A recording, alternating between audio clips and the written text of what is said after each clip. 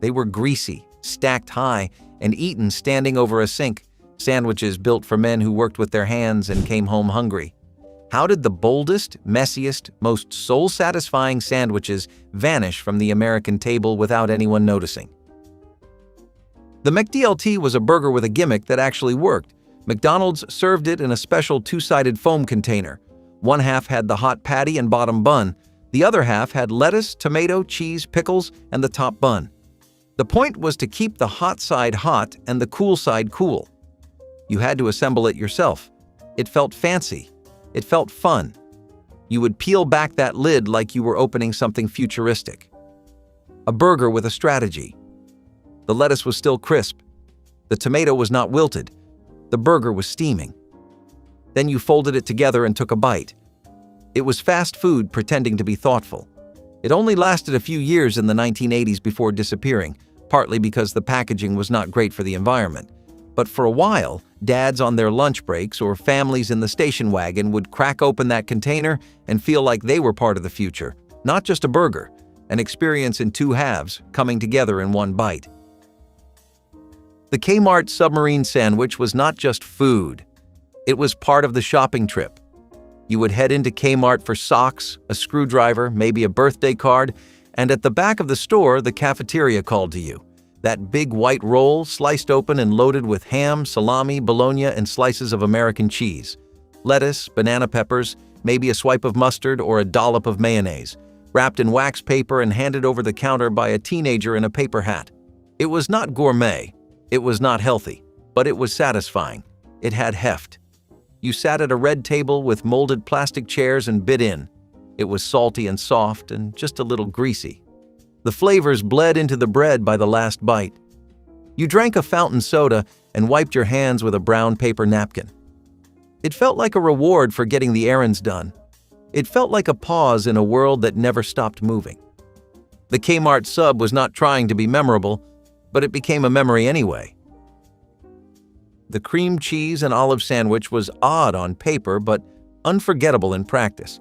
Just white sandwich bread, spread thick with whipped cream cheese, then speckled with chopped green olives. Briny, smooth, slightly sour. A strange comfort for those who grew up with it. Sometimes it was cut in triangles for parties. Sometimes it was wrapped in wax paper for lunch. But it always showed up where simplicity mattered. You did not need meat. You did not need heat. Just a butter knife and a jar of olives with the red pimento centers. The saltiness from the olives blended with the creamy base and softened bread to create a texture people still remember. It was budget-friendly and meatless before anyone called that a lifestyle. Working parents made it in minutes. It was not glamorous. It was not trendy. But it was honest. And for kids who grew up in towns where the grocery store had 4 aisles and one kind of cheese, this sandwich was just different enough to stand out. You might wrinkle your nose at it now, but back then it was part of growing up. Roll-up sandwiches were the lunchbox experiment that actually worked. You took a slice of white sandwich bread and flattened it with a rolling pin or glass until it looked more like a napkin than bread. Then came the filling: peanut butter and banana, cream cheese with chopped bacon, even tuna salad if someone was feeling brave. You spread it edge to edge, rolled it tight like a sleeping bag, then sliced it into pinwheels. It was a working-class solution to picky kids and tight mornings.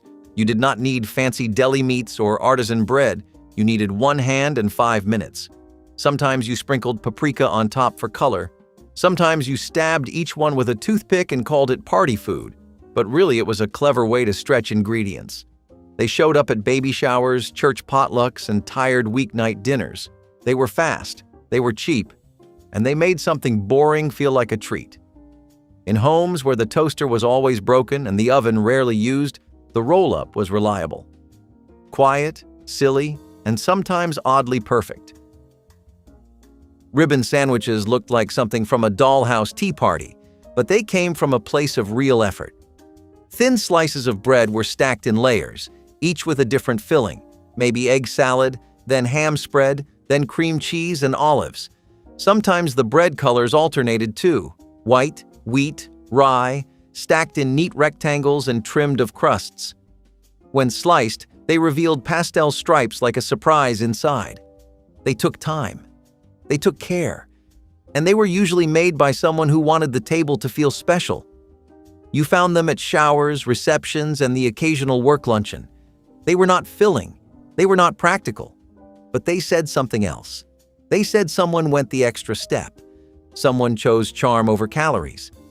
For working men, these sandwiches might have appeared only on holidays or community events, but when they did, they left a mark.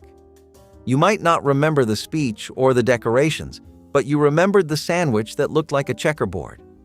A reminder that even simple ingredients arranged with love could feel fancy. The Muffaletta was not born in the average working man's kitchen, but it made its way there. Originating in New Orleans, it was a dense, round loaf stuffed with layers of salami, ham, mortadella, mozzarella, and provolone. The real magic came from the olive salad, chopped green and black olives, pickled vegetables, garlic, and oil, soaked into the bread like marinade. It was pressed, it was loud, it was messy, but it traveled well. That made it perfect for job sites, road crews, and long-haul truckers. You wrapped a wedge in foil, and it was still good hours later. The flavors deepened. The oil soaked in. You needed 2 hands to hold it, and at least 10 napkins. It was not dainty, but it was built to last. For men who worked through lunch or ate from the front seat, it was a solid, no-nonsense meal. A sandwich with weight. A sandwich with roots. It was not just New Orleans flair. It was lunch with attitude. The hot brown was what you made when you had leftovers and a little bit of pride. Open-faced, built on a thick slice of toast, then loaded with turkey and bacon. But what made it special was the Mornay sauce. A rich, cheesy bechamel poured over the top and broiled until it bubbled and browned. It came out of Louisville, Kentucky from the Brown Hotel, but it made its way to family tables when there was turkey to use up and dads wanted something more than a cold sandwich. It was warm. It was indulgent. And it felt like dinner, even if it was built from scraps. Some versions added tomato slices, some skipped the broiler. But the essence stayed. Meat, cheese, bread, and heat. Working men who came home hungry could make one in 10 minutes. It was not pretty. It did not stack well. But it hit the spot and filled the plate. Sometimes that was all you asked of a meal. The Turkey Devincure was Pittsburgh's answer to comfort food sandwiches. It started with thick toast, usually white bread. Then came slices of roasted turkey, crispy bacon, tomato, and a hot cheese sauce. Poured on top and baked until bubbly. It was open-faced, served hot, and made you feel like you were eating something fancier than you actually were. It looked like it belonged on a diner plate under buzzing fluorescent lights. It was the kind of meal a tired father might throw together with leftover Thanksgiving turkey or deli slices. It was greasy. It was heavy. It stuck to your ribs. But it never left you hungry. It carried the mood of a city where winters were long, jobs were hard, and food needed to earn its keep. You might not have had the money for steak, but you could make this. And it tasted like someone tried. That was enough. The baked bean sandwich was exactly what it sounds like. Nothing more, nothing less. You opened a can of baked beans, spooned them onto slices of white bread, and called it lunch. Maybe you added mustard, maybe a leaf of lettuce if you were feeling fancy. But mostly, it was just beans and bread. Cheap, filling, and easy to make with what was already in the pantry. It was not made with love. It was made with necessity. For working men with empty wallets and full houses, this was survival food. It gave energy. It lasted. It was hot or cold or whatever the day required. It might sound strange now, even laughable, but in its time, it made sense. It was a meal made from odds and ends, eaten fast before a shift or in silence after one. Some nights, all you needed was a bite and a break. This gave you both. The Sloppy Joe was chaotic. Ground beef simmered in a sweet and tangy tomato sauce, scooped onto a hamburger bun. It was never neat, it was never photogenic, but it was honest. Dads made it with a pound of ground beef and whatever was left in the pantry. Ketchup, tomato paste, onions, Worcestershire sauce. Sometimes it was just canned sauce from the store. You spooned it hot onto a bun, and it soaked through before the second bite. It dripped, it stained. You needed a stack of napkins and maybe a fork for the end. But it was warm. It was filling. It was 5 ingredients and 15 minutes from stove to table. For working men, it was dinner that looked like effort but cost very little. Kids liked it, adults tolerated it. Everyone knew it. The Sloppy Joe was not trying to impress, it was trying to feed you. And it did. The loose meat sandwich is like the Sloppy Joe's tidy cousin. It skips the sweet tomato sauce and gets straight to the point. Seasoned ground beef crumbled and piled onto a soft hamburger bun. No binding agent, no fillers, just beefy goodness. This sandwich was made famous by made-right diners in the Midwest, where regulars would sit at Formica counters, watching steam rise from griddles. It's the kind of sandwich you eat leaning forward, elbows on the table, catching the loose bits before they hit your lap. Often dressed up with mustard, pickles, and onions, it's simple, filling, and oddly comforting in its messiness. There's something about the way it falls apart in your hands that makes it feel honest. Unpretentious food for unpretentious people. If you grew up anywhere near Iowa or Illinois, chances are you had one of these after Little League or in a small-town diner with a checkered floor and a waitress who called you hun. The loose meat sandwich never tried to be cool. It just stayed dependable. The Elvis Sandwich is more than just a quirky snack. It's a piece of pop culture history. Legend has it, Elvis Presley adored this decadent combination. Peanut butter, ripe banana, and crispy bacon layered between slices of white bread. Some say it must be pan-fried in butter until golden and melty. Others swear by the raw version, eaten cold in the dead of night. Either way, it's not exactly health food, it's more of a fever dream. This sandwich is sweet, salty, creamy, and crunchy all at once, much like the king himself. It became a symbol of indulgence, a recipe so outrageous it could only belong to someone larger than life. Fans have recreated it for decades, sometimes adding honey, sometimes toasting it, but always treating it like an edible homage. It's not just about flavor, it's about nostalgia, rebellion, and letting your taste buds run wild. The Elvis Sandwich is one of those rare things you try once as a joke and then crave when nobody's watching. Just don't ask your doctor what they think about it. The Manwich Sandwich is what happens when you need dinner in 10 minutes and your pantry has exactly 2 ingredients, a can of Manwich sauce and a pound of ground beef. It's the store-bought shortcut to a Sloppy Joe, soaked in sweet, tangy tomato sauce and ready to heap on a hamburger bun. No chopping, no spice rack, no slow simmer, just brown the beef, pour the can, and you're done. In the 70s and 80s, it became a weeknight hero, advertised as a sandwich is a sandwich, but a manwich is a meal. It was a dinner-time fix for busy parents, latchkey kids, and anyone with a microwave and a spoon. The smell alone could draw kids out of their bedrooms like moths to a flame. Some added cheese, others pickles or onions, but most just kept it simple. It wasn't glamorous, but it got the job done. Today it still holds a place in the hearts of those who remember TV trays, linoleum kitchens, and the clink of a can opener on a Tuesday night. The fish stick sandwich was a miracle of convenience. Frozen breaded rectangles of fish, crisped in the oven and stacked onto sandwich bread with a squeeze of tartar sauce or even ketchup. It was a staple of elementary school lunches and tired weeknights, usually accompanied by applesauce or peas that rolled around the plate. Kids loved it because it was mild and crunchy, and parents loved it because it was quick. Most fish stick sandwiches weren't trying to win awards. They were trying to make everyone stop complaining. Some households elevated them with cheese, lettuce, or soft hoagie rolls, but others stayed true to the basics: white bread, fish sticks, and whatever sauce was nearby. This sandwich was often the first introduction to seafood for picky eaters, cloaked in crunch and comfort. There was something weirdly satisfying about lining up the fish sticks like puzzle pieces, making sure every bite had one. It wasn't gourmet, but it got us through. The cheese and pickle sandwich is one of those odd combinations that divides people at the very first bite. On one side of the bread, you've got sharp cheddar or American cheese.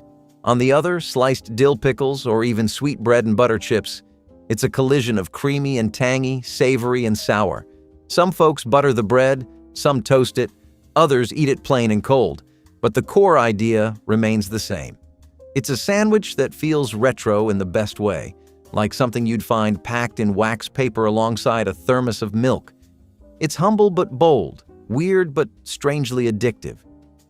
Born from the era of rationing and refrigerator scrounging, it was perfect for meatless lunches or quick snacks when the deli drawer was bare, and somehow it always worked, especially if the cheese was sharp enough to bite back. Today, it lives on in lunchboxes, late-night cravings, and memories of brown bag field trips. It might not be everyone's favorite, but for those who get it, there's nothing else quite like it. The Spam sandwich was once a lunchtime savior in lean times, born in the shadow of World War II and fed to generations of hungry kids and working parents. Just slice up a brick of Spam, fry it till golden and crisp on the edges, and sandwich it between two slices of bread. Sometimes mustard showed up, maybe a slice of cheese or a ring of pineapple if someone was feeling tropical, but most of the time, it was just Spam and white bread, eaten hot or cold. It was salty, savory, and always dependable. People loved it or hated it, but either way, it showed up at the table. In Hawaii, Spam sandwiches became something of an art form, embraced with pride and seasoned with local flair. In the mainland, they were often a holdover from tighter times, a cheap protein fix that filled the belly fast. For those who remember it, the Spam sandwich is a symbol of resilience, food that lasted even when the paycheck didn't. The egg salad sandwich is creamy, comforting, and unmistakably retro. Made from chopped hard-boiled eggs mixed with mayonnaise, mustard, maybe a dash of paprika or chopped celery, it's been a lunchtime standby for decades. Spread thickly onto white or wheat bread, it's soft enough to squish between your fingers but rich enough to feel like a meal. Grandmas packed them for road trips, office workers brought them in wax paper, and diners offered them as a cooling option on hot days. It wasn't fancy, but it was familiar, a quiet kind of indulgence. Every family had their own version, some chunkier, some smoother, some with green olives or scallions, others strictly plain. There's something nostalgic about the way it smells when you unwrap it, and the way the bread sticks just a little to the roof of your mouth. The egg salad sandwich never tried to compete with cold cuts. It just showed up, creamy and loyal, ready to carry you through till dinner. The pimento cheese sandwich is a Southern tradition that spread like wildfire through cafeterias, picnics, and family reunions. The filling, a creamy, tangy blend of shredded cheese, mayonnaise, and diced pimentos, was made by the bowlful and kept in the fridge for whenever company came over. On soft white bread, it was the perfect blend of smooth and savory, with a little kick if you added pepper or hot sauce. Some versions came grilled, others were left cold, served with chips or sweet tea on the side. At its heart, it was an inexpensive way to feel fancy. Somewhere between a spread and a dip, it clung to its bread like glue, and nobody minded. For many, it tastes like church potlucks, backyard folding tables, and long afternoons under the fan. In certain households, it wasn't just a sandwich, it was a rite of passage, handed down in recipes scribbled on index cards with mayonnaise stains. You don't just eat a pimento cheese sandwich, you remember it. The tuna salad sandwich is the humble hero of the American lunchbox. A can of tuna, some mayonnaise, maybe a spoonful of relish or chopped celery, and suddenly you've got something that belongs between slices of bread. It was affordable, shelf-stable, and didn't require a trip to the butcher counter. Everything about it said resourceful. It showed up at work desks, school cafeterias, and family road trips. Some folks liked it on wheat, others on rye, and still others mashed it into a grilled cheese hybrid. There were people who added boiled eggs, onions, even apples. But at its core, the tuna salad sandwich was about making something hearty out of almost nothing. It wasn't glamorous, but it was reliable, and that counted for a lot, especially in the 1950s and 60s, when home cooks stretched every can like a magician pulling scarves from a hat. Even now, a bite of tuna salad tastes like a simpler time. Ham salad sandwich was once the unsung hero of potlucks, Tupperware lunches, and brown bag days. It took leftover baked ham, maybe from Sunday dinner or a holiday roast, and gave it a second life. Chopped finely or ground up in a hand-cranked meat grinder, it got folded into mayonnaise, speckled with a touch of mustard, sweet relish, and sometimes a dash of onion powder if Grandma was feeling fancy. Spread thick between soft sandwich bread or on crackers, it was creamy, savory, and surprisingly filling. There was nothing gourmet about it, and that's exactly what made it special. It was economical, nostalgic, and adaptable. Some folks swore by adding chopped eggs. Others preferred celery for crunch. No two ham salad sandwiches tasted the same, but they all felt familiar, like home, no matter where that was. It was the kind of thing you'd find on a picnic table beside potato salad, or wrapped in wax paper in a cooler on a road trip, always slightly soggy by lunchtime and all the better for it. Chicken salad sandwich was the upscale cousin to ham salad, though it never acted like it. Cold, creamy, and just a little crunchy, it was a staple at bridal showers, work potlucks, and Wednesday lunches. The base was always shredded or diced cooked chicken, often from a rotisserie bird or last night's baked breasts. Bound together with mayonnaise, maybe a hint of Dijon if someone was getting fancy. It could include celery, grapes, chopped pecans, or even dried cranberries. Every version was somebody's favorite. Served on white bread, croissants, or tucked into pita, it was elegant without being fussy. Even better the next day, the flavors mellowed and merged, turning a modest scoop into something borderline luxurious. In the South, you might get it with sweet pickles. In the Midwest, maybe apples. No matter the region, it brought comfort and a whisper of effort. This was the sandwich you made when you wanted to show love, feed a crowd, or just clean out the fridge with a little grace. Eggplant Parmesan sandwich was the hearty vegetarian's rebuttal to meatball subs. It started with thick slices of eggplant, breaded in seasoned crumbs, fried until golden, and stacked like armor inside a crusty hoagie roll. But the real indulgence came with the smothering. Ladles of warm marinara, shredded mozzarella, and maybe a shake of Parmesan on top before a trip under the broiler. The result? A sandwich that dripped, sizzled, and demanded 2 hands and a stack of napkins. It wasn't something you ate politely. This was the kind of sandwich that fogged up your glasses with steam and left red streaks on your shirt. Popular in Italian-American households and corner pizzerias alike, it was equal parts comfort food and gutbuster. The eggplant soaked up the sauce like a sponge, turning each bite into something rich, gooey, and deeply satisfying. Even meat lovers had to admit, it held its own. You didn't miss the meat, not with that much cheese and that much soul. Bologna and cheese sandwich was the lunchroom classic that didn't care about trends. 2 slices of soft white bread, a slab of Bologna, and a single square of American cheese. Orange, glossy, and just shy of melting at room temp. It was as simple as it was sacred. Sometimes it had a smear of mustard, maybe a dollop of mayo if Mom packed it. No frills, just the basics. The kind of sandwich that got pulled from a brown paper bag that crinkled just right. It was every kid's second favorite lunch behind pizza day, but it always showed up when you needed it. Bologna was cheap, shelf-stable, and impossible to ruin. That unmistakable hum of salt and smoke hit your nose before your first bite. It wasn't gourmet. It wasn't even trying. It was humble and proud of it. Cold or room temp, it just worked. And years later, you'd catch yourself craving one. Not out of hunger, but memory. Fried Bologna sandwich was the glow-up version of the cold lunchroom standby. Take that same circular slab of Bologna, score the edges so it wouldn't curl, then toss it onto a hot skillet until the edges browned and blistered. That smell? Childhood, summer, and Sunday mornings wrapped into one. The frying brought out the salty, smoky heart of Bologna, giving it a crisp edge and just a whisper of char. Plopped onto white bread, or even better, toasted, with a slice of cheese melting into the warmth, it became more than a sandwich. It became a ritual. Some folks added mustard or ketchup, others went all out with onions or pickles. But the star was always that fried ring, sizzling and proud.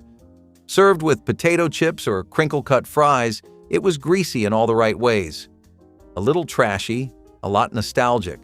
The kind of sandwich you'd make in secret as an adult, then end up teaching your kids to love just as much. Roast beef and horseradish sandwich had a grown-up attitude and a flavor to match. Thin slices of roast beef, cold and tender, straight from the deli or last night's roast, stacked high on a Kaiser roll, sourdough, or rye. But what made it memorable was the kick, a slather of horseradish sauce that hit your nose before it hit your tongue. That was the point. A sinus-clearing jolt that let you know this wasn't some turkey club or ham and cheese standby. It had bite, and it liked it that way. Maybe you threw on some Swiss, lettuce, or tomato, maybe not. But once that sauce touched the beef, it was a done deal. Office workers loved it. Dads with mustaches swore by it. It was the power move of sandwiches, bold, straightforward, and just a little bit intense. Not everyone liked it, and that was part of the charm. It didn't beg for approval. It knew exactly what it was. Meatloaf Sandwich was the king of leftovers. Thick slices of last night's dinner, wedged between bread, maybe toasted if you had the time, maybe not if you were halfway out the door. Warm or cold, meatloaf held together like a champ, meaty, moist, and studded with breadcrumbs and onion. Ketchup was the default condiment, but some folks went rogue with gravy, barbecue sauce, or even a smear of mayo. You could use white bread, sourdough, or a soft hamburger bun. The real magic was in how the flavors deepened overnight. That meatloaf had time to settle, tighten up, and find its rhythm. And when paired with bread, it became something new entirely.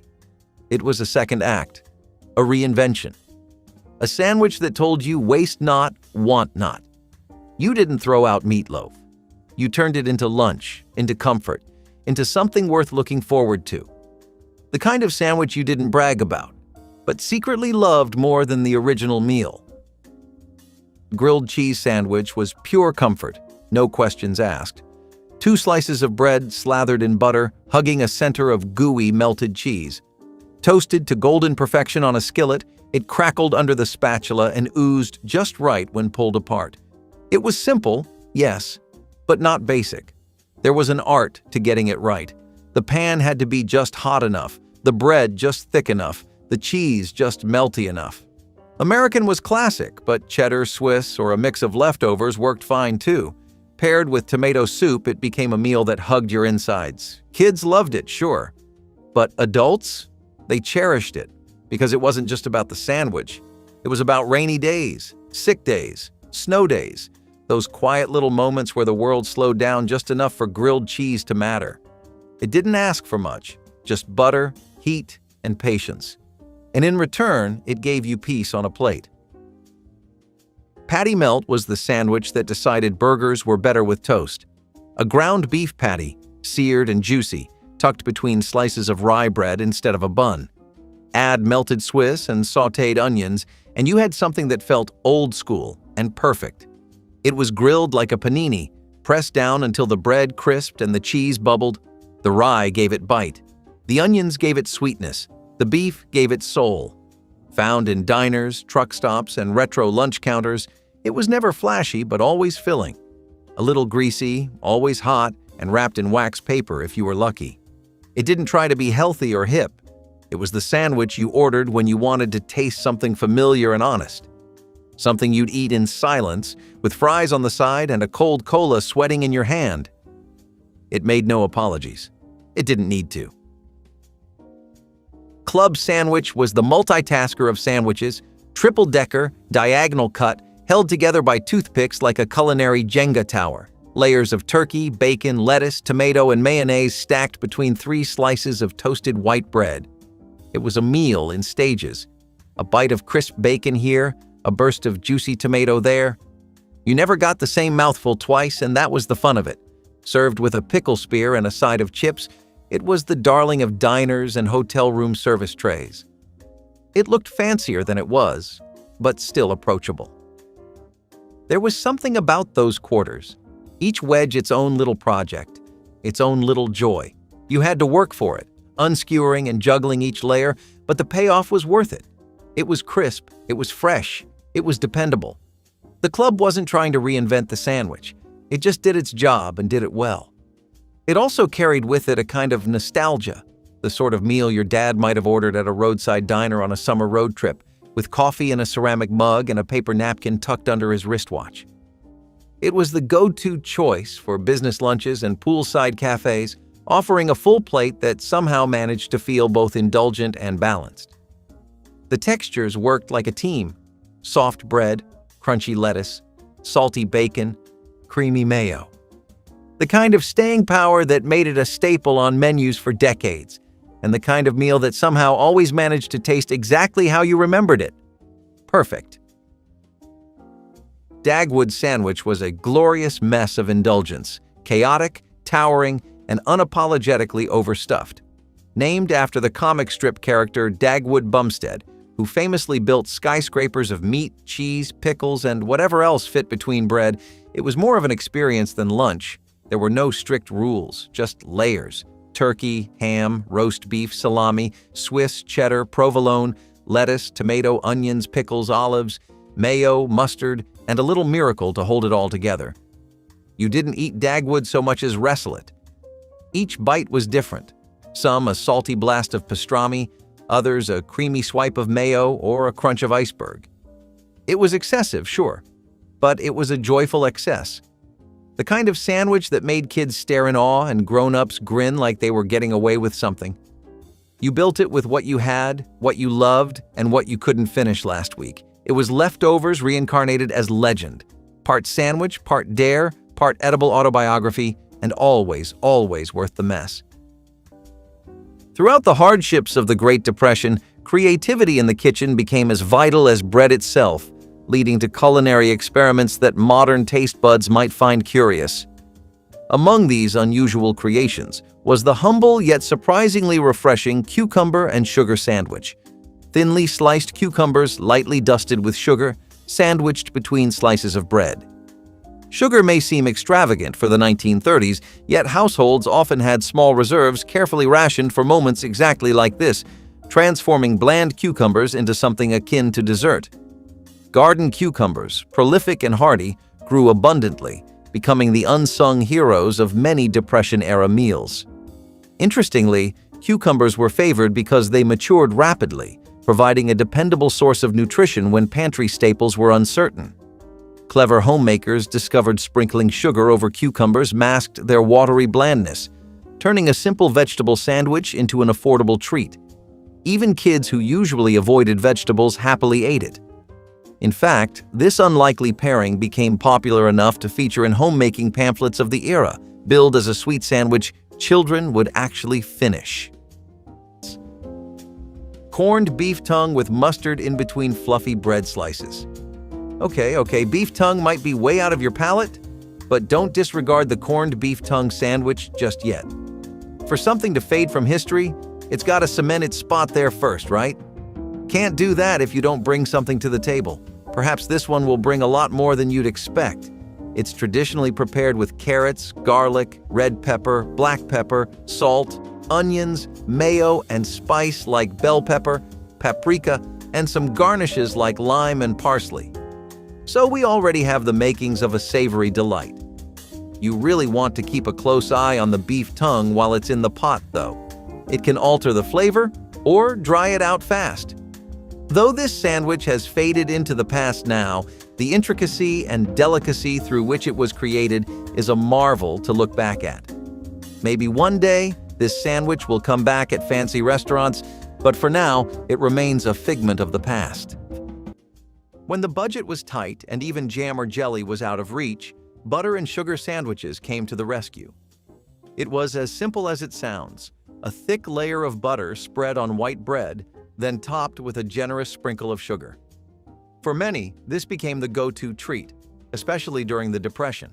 It was sweet, satisfying, and didn't require much in terms of ingredients. The butter added richness, and the sugar gave it a touch of sweetness, making it feel like a real dessert, even if it was just a way to fill the stomach when times were tough. The best part? It was incredibly cheap to make, and you didn't have to go hunting for expensive ingredients. Families would often have this as a snack or even as a light dessert to end the day. Despite how simple it seems, There's something comforting about its humble sweetness. But as simple as butter and sugar may be, it's about to get even simpler with the next sandwich on our list. Cornmeal, the affordable cornerstone of many Depression-era pantries, regularly transformed from bland porridge into crispy delights. One creative result was the Cornmeal Mush Sandwich, a hearty sandwich featuring leftover cornmeal mush fried until crisp, then placed snugly between bread slices. Though today's diners might chuckle at the idea of mush becoming sandwich-worthy, during the Great Depression, cornmeal mush was more than an economical meal. It was practically survival food, providing necessary calories at minimal cost. Resourceful homemakers routinely prepared large batches, knowing the leftovers, once cooled and firm, could easily be sliced and fried for future meals. Historical newspapers frequently touted cornmeal as the American staple, humorously reassuring housewives they could count on cornmeal mush in lean times, even when neighbors proved less reliable. The cleverness came when leftover mush was fried, converting it from a monotonous dish into an appealing, crunchy patty that gave texture and flavor to humble sandwiches. Remember what chilly days at Graham's called for back in the day? If you guessed hot turkey sandwich, you're absolutely right. This sandwich was another one of Grandma's delicious ways of using up leftover turkey from Thanksgiving. This sandwich featured slices of tender turkey served hot, often open-faced, with a generous ladle of rich, savory gravy poured over the top. Sounds delicious, right? Grandma made her hot turkey sandwich special with the gravy. Whether she made it from scratch with turkey drippings or used a trusted recipe, the rich gravy soaked into the bread, making each bite juicy and flavorful. She knew that nothing went to waste, and the hot turkey sandwich was a delicious way to make the most of those leftovers. The mashed potato sandwich is one of those unassuming comfort foods that became a staple for many families during hard times. When there wasn't much in the pantry, leftover mashed potatoes provided a quick and filling solution. The sandwich itself was simple. Just a hearty serving of mashed potatoes spread between two slices of bread. While it might sound basic, the potatoes brought both substance and satisfaction, especially when other food options were limited. The mashed potatoes could be enhanced with black pepper or a drizzle of gravy if you were lucky enough to have it, adding a little extra flavor to what was essentially a very simple dish. The real beauty of the mashed potato sandwich was its versatility. If you had no other ingredients, it could still make a fulfilling meal. It was also a great way to use up leftovers from a previous meal, turning a side dish into the main course. This sandwich wasn't about gourmet flavors or complex ingredients. It was about being resourceful and making the most out of what you had. For many, it was an affordable, easy way to stretch meals further, especially when money was tight. The mashed potato sandwich might not have been the most glamorous option, but it was a meal that served its purpose well. And while it might seem simple, the next sandwich on our list takes leftovers and transforms them into a surprisingly hearty option. In the bleak economic landscape of the 1930s, the trusty carrot, often abundant and dirt cheap, was quietly elevated from supporting actor in stews to star ingredient in sandwich spreads like the carrot marmalade sandwich. Homemade carrot marmalade spread generously over stale bread might sound peculiar today, but during the Great Depression, it showcased a brilliant combination of thriftiness and culinary creativity. When sugar became scarce and costly, innovative homemakers cleverly utilized carrots' natural sweetness, simmering them slowly into a thick, jammy preserve to mimic traditional fruit marmalade. Notably, carrots were among the most reliably available vegetables during the Depression. Their hardiness meant nearly anyone could cultivate a patch, even with limited gardening skills. Families often had surplus carrots, providing an ideal solution to the era's pervasive hunger. To avoid waste, stale bread, previously destined for the compost heap, was refreshed by this sweet and slightly tangy marmalade, transforming it into an unexpectedly pleasant treat. Despite its humble origins, carrot marmalade gained popularity, prompting home economists of the time to distribute official recipes for this vitamin-packed, budget-friendly spread. The bacon and peanut butter sandwich was one that caught our eyes the most. Crispy bacon paired with peanut butter sounded like a combination that could just work somehow. This was a no-brainer for Americans. If their left kidney is sustained by peanut butter, the right is sustained by bacon. Both together probably provide just the right amount of fuel to get through the day or a grueling 9-to-5 shift. A great condiment to go with this is unsweetened ketchup, because most ketchups today have artificial sweeteners. This isn't as popular as it used to be, but it hasn't declined enough in renown that it's that outlandish of an idea. Give it a try some weekend, you might be pleasantly surprised. Sautéed or caramelized onions provide just the right complementary flavor to the crispy bacon, while also not overloading your taste buds because of the peanut butter. Sometimes a quick and simple solution was needed when the month's budget was running low. Enter the cold hot dog slices and ketchup sandwich. This sandwich was made with leftover hot dogs, sliced cold, and slathered with ketchup between slices of bread. It wasn't fancy, but it was cheap, easy to make, and comforting. After payday, people might have splurged on hot dogs, but by the end of the week, those leftovers would be repurposed into this quick fix. The cold hot dog slices were nothing more than a vehicle for the ketchup, but when combined with bread, it made a satisfying snack or lunch. There wasn't much finesse to it, but it worked. It might not win any culinary awards, but when you've got limited resources, you make do with what you have. And while this sandwich may seem like an odd pairing, it's definitely one you'd want to try if you're in need of a last-minute meal. However, if you're craving something a little heartier, the next sandwich might just be what you're looking for. Among the unlikely culinary heroes of the Great Depression was a sandwich featuring sliced tomatoes sprinkled lightly with sugar, the tomato and sugar sandwich. Tomatoes, easy to grow and abundant in backyard gardens, were embraced as a budget-friendly food staple during hard economic times. This sandwich cleverly paired the natural acidity of ripe tomatoes with a touch of sweetness, making them appealing enough even for skeptical children. Surprisingly, sugar, though carefully rationed, was frequently recommended in 1930s homemaking guides as a versatile flavor enhancer, transforming humble ingredients into tastier meals. Newspapers even promoted tomatoes as the perfect vegetable for cash-strapped families, humorously dubbing them "poor man's oranges" due to their vibrant color and juicy interior. Combining tomatoes and sugar wasn't just a quirky experiment, it was practical ingenuity. Sweetening tomatoes masked their tartness, giving them broader culinary appeal and preventing precious produce from going to waste. Modern taste buds might initially find the concept puzzling. After all, tomato sandwiches traditionally call for mayonnaise and salt, but Depression-era cooks weren't afraid to rewrite culinary rules if it meant saving pennies. You have not seen experimental until you have seen a tuna and apple sandwich. Exactly what it sounds like and worse in reality than in your imagination, a tuna salad mixed with chopped apple slices on white bread. Yes, that is literally the entire concept. And no matter what the fusion food crowd tries to say, we are not trying it or buying into the hype. If only to satisfy the curiosity inside us and scratch that must-try-everything itch would we want this back. But strangely, people in the 70s had the opposite opinion.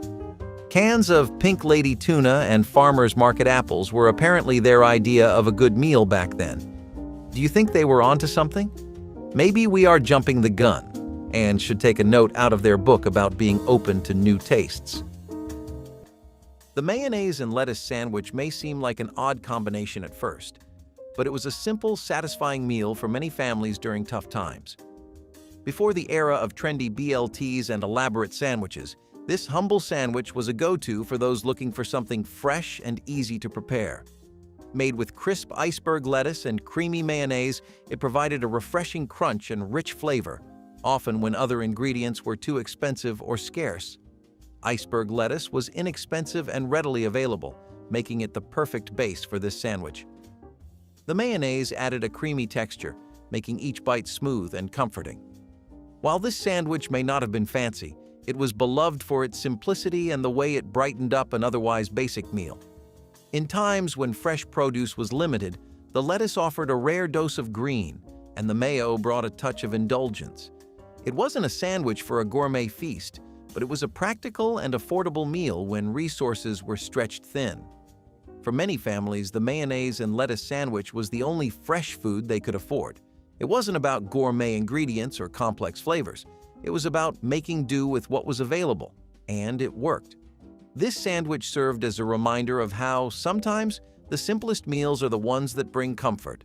But if you think this sandwich was basic, wait until you see what's next, where the simplicity of the meal gets a little more daring. Gardeners facing Depression-era hardship didn't toss away unripened tomatoes.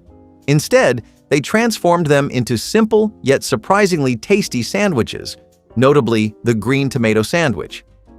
Thinly sliced, salted green tomatoes carefully placed on buttered bread became a clever culinary solution to avoid waste when economic uncertainty made every vegetable precious. Green tomatoes were plentiful during the cooler months when fully ripe tomatoes weren't always achievable, ensuring these tangy, firm slices found their way onto many lunch plates. Remarkably, green tomatoes offered not only budget-friendly sustenance but valuable nutrients, including vitamin C, essential for families with limited access to fresh produce.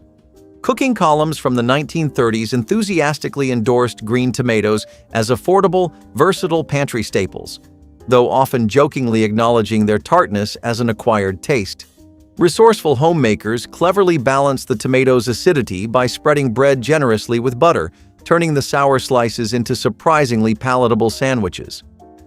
The green tomato sandwich is a vivid example of how necessity drove creativity in the kitchen, proving to skeptics everywhere that sometimes even unripe produce could shine brightly in a humble sandwich. Olives might not make a comeback anytime soon in today's world, but they will return on the list with egg and olive sandwiches. Like we said, olives were starting to get really hot as the ideal sandwich topping. Adaptable, flexible, and cheap is all you want out of an accessory to your sandwich. Like those fancy earrings that go perfect with your dress, olives and eggs went together like a Cupid-certified match made in heaven. People went wild around the mid-1970s for hard-boiled eggs and salted olives in their sandwich, green or black. Black olives got a bit more traction with eggs though, whereas greens synergized better with peanut butter. Would you ever try a sandwich that consists only of an egg and a fruit? By the way, you did know olives are fruits, right? The lard and salt sandwich is one of those meals that perfectly embodies the ingenuity and resilience of families during the Great Depression, when food was scarce and every penny had to stretch. It was as simple as it sounds, just bread, lard, and a generous sprinkle of salt. The lard, which was a cheap and readily available source of fat, provided the sandwich with richness and moisture, while the salt helped enhance the flavor, making it more palatable. While it may not have been fancy, the lard and salt sandwich was a practical and filling option when other food was out of reach. Bread was often the most affordable ingredient, and lard was something many households had on hand, especially those who lived on farms where pigs were raised for their meat. This sandwich wasn't about gourmet dining, it was about making do with what was available. Despite the lack of variety, it kept hunger at bay and provided some much-needed energy during a time when food options were limited. It was a meal that could be whipped up quickly and was surprisingly satisfying. Though it may seem unappealing today, the lard and salt sandwich was an essential part of survival for many families. It's a reminder of how people used their resourcefulness to make meals out of the most basic ingredients. And while lard and salt might have filled many bellies, the next sandwich on our list brings together a different combination of simple ingredients to create a surprisingly satisfying meal. In a time when food waste was practically unthinkable, even potato scraps found their way onto dinner tables as an ingenious sandwich filling known as the fried potato peel sandwich. During the Great Depression, resourcefulness wasn't just admired, it was essential for survival. Potato peels, typically discarded today without a second glance, became the surprise stars of family meals when frugal cooks discovered that frying them crisp and sprinkling a touch of salt transformed kitchen waste into an affordable delicacy. Potatoes were abundant, inexpensive, and nutritious, making them a cornerstone of Depression-era cooking. Yet their peels often held valuable nutrients, something homemakers recognized instinctively, long before modern nutritionists praised potato skins as vitamin-packed. Clever cooks stretched resources by saving these peelings, crisping them to crunchy perfection and layering them between slices of bread for a sandwich that was satisfying, flavorful, and, importantly, dirt cheap. Remarkably, newspapers and food columns of the 1930s openly suggested frying potato peels to add bulk and nutrition to scarce diets, turning desperation into culinary inspiration. Most of the lovers of chicken salad and grape sandwiches dwindled a lot over the years, and now it is just a memory. No one does comfort food better than Americans, and the iconic potato chips and cheese sandwich is proof. People would grab cheddar or mozzarella cheese and a packet of Frito-Lays or a can of Pringles and get busy at the table but not in the kitchen. Reason being, this was one of those 10-minute dishes that took absolutely no effort or time to make, like instant noodles. Barbecue-flavored chips would be preferred, because they added a secondary flavor, but all kinds were used and the crunch was just to die for. In the 1970s, chips like Pringles were getting more and more popular in America, and that made it even easier for this to take center stage. What would follow in the decades after was a growing concern for health, and people stopped making their favorite potato chips and cheese sandwiches, but we would love a 70s plate. If you've never tried a raw onion sandwich, it's one of those meals that'll stick with you, for better or worse. Sliced raw onions, slathered with a bit of mustard or mayo, tucked between two slices of bread.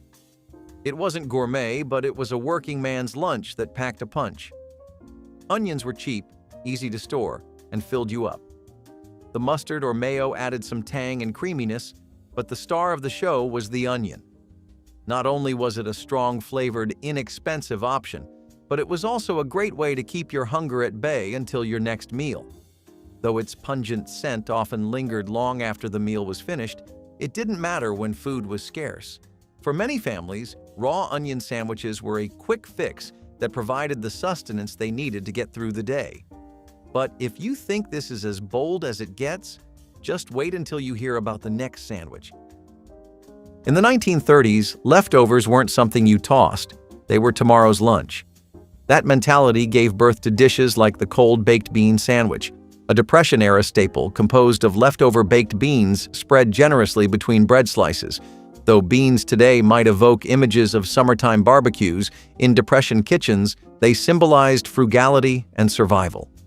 Beans were economical powerhouses, affordable, nutritious, and easy to cook in large batches. Families routinely simmered huge pots, using beans for multiple meals, stretching their budgets and pantries to their absolute limits. After hot bean suppers, resourceful homemakers cleverly repurposed any remnants, spreading them cold onto bread to create an easy, protein-rich sandwich for lunchboxes the next day. Newspapers of the period promoted beans as an essential pantry staple, boasting about their nutritional benefits and cost-effectiveness, while quietly ignoring their less glamorous qualities, perhaps for the best. Oddly enough, baked beans in sandwiches wasn't an entirely new idea. British households had long enjoyed bean buddies, proving thriftiness travels well. If you've ever walked the streets of downtown New York, I'm sure you're familiar with the infamous pastrami on rye. If your grandma's from the Big Apple, chances are her recipe is highly regarded. This sandwich became a staple in Jewish delis in the late 19th and early 20th centuries, thanks to Eastern European immigrants. This one just featured an old-fashioned slice of pastrami on rye bread and a dollop of mustard. Grandma knew that when it came to sandwiches, sometimes less is more, and pastrami on rye is the perfect example of that. But hey, don't forget no pastrami on rye is complete without a pickle on the side. The tartness of a dill pickle or the sweetness of a bread and butter pickle is the perfect contrast to the savory pastrami. The apple and mayo sandwich might seem like a strange combination, but it was a surprisingly popular choice during tough times when ingredients were scarce and creativity in the kitchen was key. Sliced apples, typically tart varieties, were paired with creamy mayonnaise between slices of bread. The sweetness of the apples contrasted with the rich, tangy mayo, creating a unique and unexpected flavor profile. It wasn't the type of sandwich you would find in any deli, but it became a go-to option for those looking for something quick and different. The apples, which were relatively inexpensive and often readily available, provided a bit of freshness and texture, while the mayo added a comforting creaminess that tied the whole thing together. The apple and mayo sandwich was especially popular during times of rationing or when fresh produce was hard to come by, offering a rare chance to enjoy a sweet, crunchy bite. While it wasn't a culinary masterpiece, it was a meal that worked with what was available, perfect for those on tight budgets. The sandwich wasn't fancy, but it had an undeniable charm.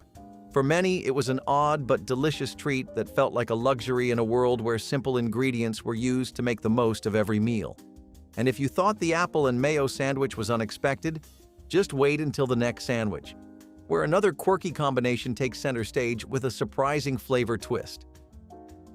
Spam and pineapple sandwiches, on the other hand, are a Hawaiian invention that makes some stomachs less audible.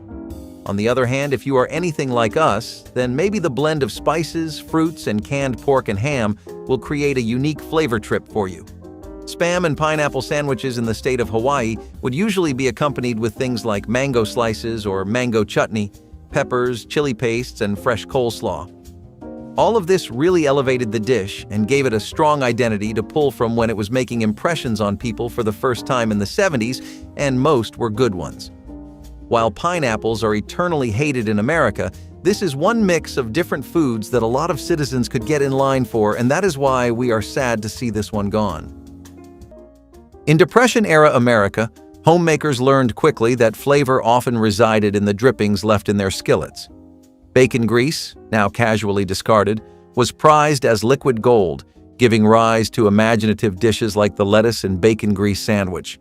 At first glance, combining crisp lettuce with bacon drippings might seem contradictory, like ordering a diet soda with your large fries, but during the lean 1930s, it made perfect sense.